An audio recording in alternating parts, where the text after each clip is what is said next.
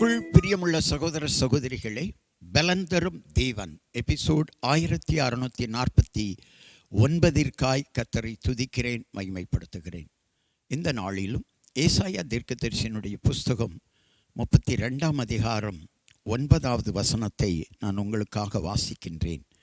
சுகஜீவிகளாகிய ஸ்திரீகளே, எழுந்திருந்து என் வார்த்தைகளை கேளுங்கள்.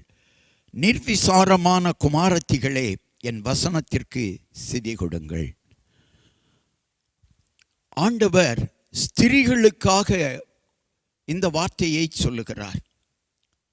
சுகஜீவியாய் இந்த பூமியிலே வாழலாம் என்பதை காட்டிலும் கர்த்தருடைய வசனத்திற்கு கீழ்ப்படிந்து வாழ வேண்டும் என்பதை கர்த்தர் வலியுறுத்துகிறார். இன்றைக்கு பாருங்கள், நான் யாரையும் குறை சொல்லவில்லை.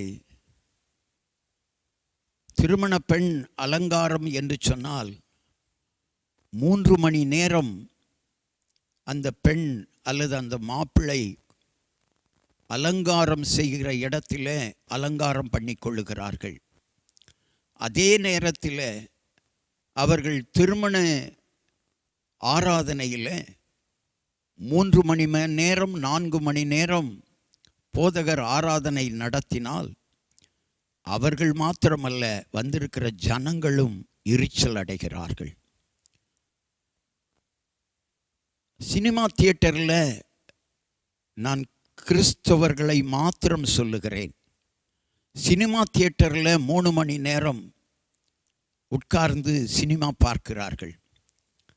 ஆலயத்தில் 4 மணி நேரம் 3.5 மணி நேரம் உட்காருவதற்கு முடியவில்லை.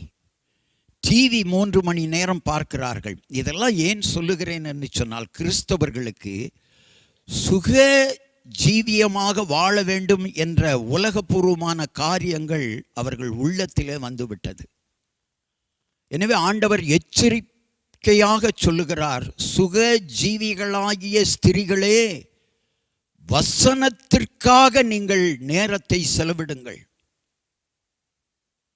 ஆண்டவர் சொல்லுகிறார், வசனத்திற்கு நீ எவ்வளவு நேரம் காத்திருக்கிறாய்? ஆலயத்தில் கொஞ்ச நேரம் அதிகமாகிவிட்டால் முறுமுறுக்கிறாய். இன்னும் சில ஸ்திரீகள் சொல்லுகிறார்கள், பாரம்பரிய சபையிலிருந்து வந்த ஸ்திரீகள், எங்கள் சபையில எல்லாம் 1/2 மணி நேரம் 15 நிமிடத்திலே செய்தி முடிந்துவிடும். எனவே அங்கு நாங்கள் வீட்டு காரியங்களை பார்க்கலாம். வீட்டு காரியங்களை பார்ப்பதற்காக ஆலயம் அல்ல, நீங்கள் ஆலய காரியத்திலே முதலிடம் கொடுங்கள். உங்கள் வீட்டு காரியங்களை கர்த்தர் தானே செய்வார். எல்லாம் தானே நடக்கும். சுக ஜீவ வாழ்க்கையை காட்டிலும் வசனத்திற்கு முக்கியத்துவம் கொடுத்து வாழுங்கள் பெண்களை. கண்களை மூடி ஜெபிக்கலாம். இந்த செய்தியை கேட்டுக்கொண்டிருக்கிற சகோதரிகள் யாவருக்கும் ஆண்டவருடைய வார்த்தை, அவருடைய வசனத்திற்கு நடுங்குங்கள். வசனத்திற்கு முக்கியத்துவம் கொடுங்கள். ஆராதனைக்கு முக்கியத்துவம் கொடுங்கள். உங்கள் வாழ்க்கையின் சுக காரியத்தை கர்த்தர் பொறுப்பெடுத்துக் கொள்வார். அவர் வழி நடத்துவார். அவர் உங்களை குணமாக்குவார். அவர் உங்களை நடத்துவார். இயேசுவின் நாமத்தில் எல்லா ஆசீர்வாதங்களையும் நீங்கள் பெறுவீர்கள். வசனத்திற்கு கீழ்ப்படியுங்கள். வார்த்தைக்கு கீழ்ப்படியுங்கள். தேவன் உங்களை ஆசீர்வதித்து நடத்துவார்.